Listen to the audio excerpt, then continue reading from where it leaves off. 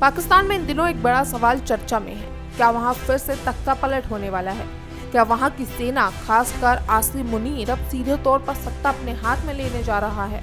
Social media और YouTube चैनलों पर इस तरह की चर्चाएं तेजी से वायरल हो रही है, जिनमें ये दावा किया जा रहा है कि आसिम मुनीर अब सिर्फ सेना प्रमुख नहीं बल्कि जल्द ही पाकिस्तान का शासक बनने की तैयारी कर रहा है। इन तमाम दावों में ये भी कहा जा रहा है कि उसे फील्ड मार्शल का रैंक दे दिया गया है और अब वो पूरी सरकार को कंट्रोल कर रहा है। लेकिन सच्चाई इससे कुछ अलग नजर आ रही है। पाकिस्तान सरकार या सेना की ओर से ऐसी कोई भी बात की आधिकारिक पुष्टि नहीं की गई है। ना तो मुनीर को अब तक फील्ड मार्शल का दर्जा दिया गया और ना ही वहां किसी सैन्य तख्ता पलट की कोई प्रक्रिया दिखाई दे रही है। तो वहीं ये सारी बातें सिर्फ YouTube channel, social media account और कुछ वेबसाइट पर फिलहाल आधारित है।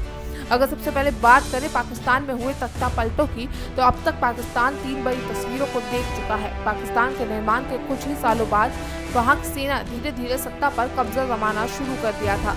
अब तक 3 बार पाकिस्तान में सीधा मिलिट्री कूप हो चुका है। सबसे पहला कूप हुआ 1958 में जनरल अयूब खान का तख्ता पलट। अयूब खान ने पाकिस्तान के पहले राष्ट्रपति इस्कंदर मिर्जा को हटाकर खुद सत्ता संभाली। ये पाकिस्तान का पहला मिलिट्री कूप था और यहीं से सेना का राजनीतिक दखल शुरू हुआ। इसके बाद आया सन 1977 जनरल जिया उल हक का कूप। जुल्फिकार अली भुट्टो को चुनी हुई सरकार को गिराकर जिया उल हक ने सत्ता हिलाई थी, हत्या ली थी। भुट्टो को बाद में फांसी दी गई। तो वहीं ये पाकिस्तान के इतिहास का सबसे काला दौर माना गया।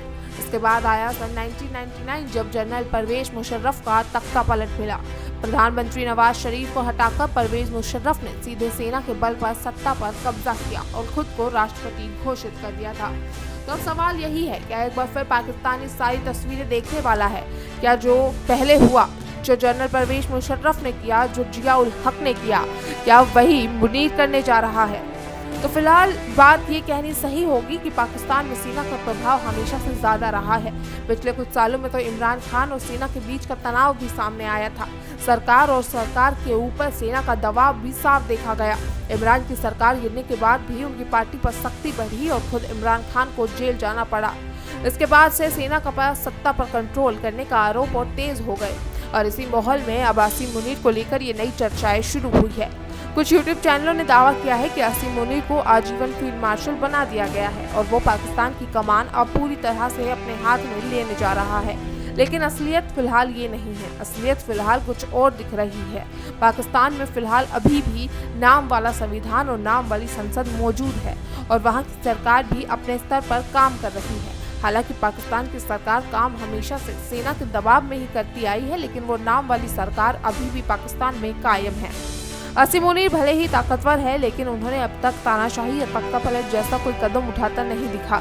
इस पूरे मामले में सबसे दिलचस्प बात तो ये रही कि पाकिस्तान के आम नागरिक भी इन अफवाह को लेकर भ्रमित है। कुछ लोगों का मानना है कि देश को बचाने के लिए अब सेना एकमात्र विकल्प बची है, जबकि दूसरी तरफ लोगों का मानना है कि सेना तो पहले से ही तानाशाह रही है और तानाशाही करती रही है। तो वहीं अब असली लोकतंत्र की बहाली करने की जरूरत है और इसके लिए इमरान खान की वापसी की मांग की जा रही है। इस पूरे मामले की सच्चाई फिलहाल ये दिख रही है कि आसिम मुनीर ना तो फील्ड मार्शल बना, ना पाकिस्तान में तो कोई तख्ता पलट हुआ। हाँ, सेना की ताकत जरूर पहले से बढ़ी है और बढ़ती जा रही है, जो पहले भी तस्वीरें साफ थी। लेकिन अभी तक लोकतांत्रिक व्यवस्था को पूरी तरह से पलटा नहीं गया है। सोशल मीडिया पर जो कहा जा रहा है वो फिलहाल सिर्फ अफवाह लग रही है और ऐसी अफवाहों का कब सच्चाई में बदल जाए, हालांकि पाकिस्तान में कुछ कह नहीं सकते, लेकिन फिलहाल इन चीज़ों की पूरी तरह से कोई पुष्टि नहीं हुई है।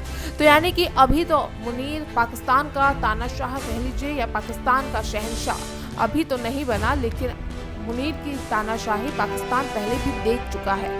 सेना का पाकिस्तान में क्या दबदबा है ये पूरी दुनिया वाकिफ है और किस तरह से वो सेना आतंकवादियों को पनाह देती है, इस चीज़ से भी पूरी दुनिया वाकिफ है।